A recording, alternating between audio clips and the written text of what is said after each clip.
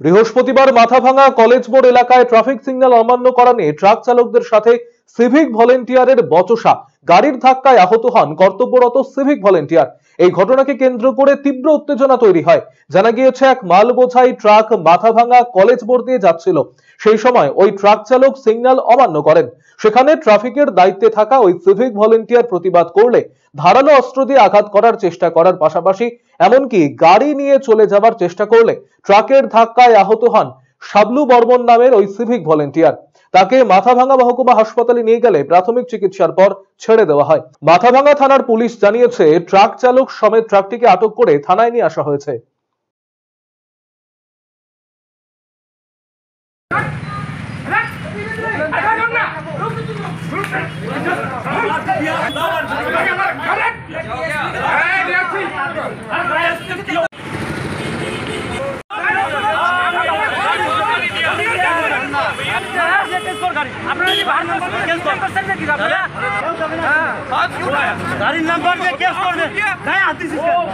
আমার ওখানে কলেজ মোড়ে ট্রাফিক ডিউটি ছিল 2টার দিকে, ইভিনিং ডিউটি।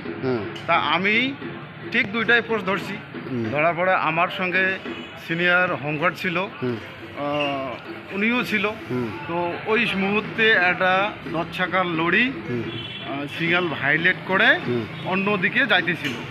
এবার ওই মুহূর্তে একটা স্টেট এসে দুজনে সংঘর্ষে লাগার মতো হয়েছিল।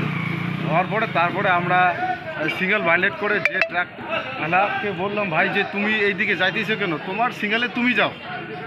তারপরে ওই আমার যে দাদা, ওনার সঙ্গে তর্ক বিতর্ক অনেক লাগে, আবার দাদাকে গালিগালাজ করে।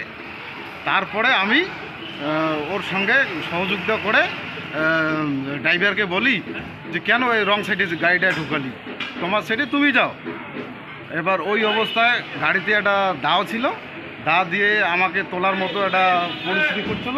এবার পরে আমি ওই দাটাকে কোনো ক্রমে ছিটকে নিয়ে যাই। তারপরে গাড়িটা সাত যাওয়ার চেষ্টা করে। ওই যাওয়ার চেষ্টা করাতে আমি পড়ে যাই, পড়ে গিয়ে আমার পায়ে